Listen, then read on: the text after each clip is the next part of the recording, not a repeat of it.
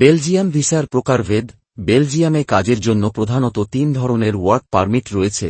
Type এ work permit, এই পারমিটটি স্থায়ী কর্মসংস্থানের জন্য ব্যবহৃত হয় এবং এটি একটি নির্দিষ্ট সময়ের জন্য বৈধ থাকে।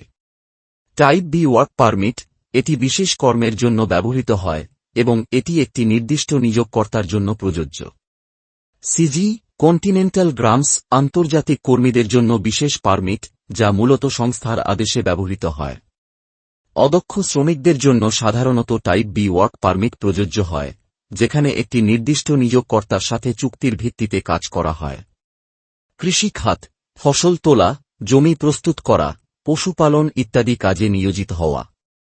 নির্মাণ খাত, ভবন নির্মাণ, সড়ক নির্মাণ, রং করা ইত্যাদি কাজে সহায়তা করা।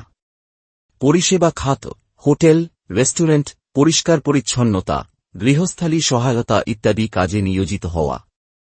টাইপ বি ওয়ার্ক পারমিট সাধারণত 1 বছরের জন্য মঞ্জুর করা হয়, তবে এটি নবায়নযোগ্য এবং নির্দিষ্ট শর্ত পূরণ সাপেক্ষে নবায়ন করা যেতে পারে।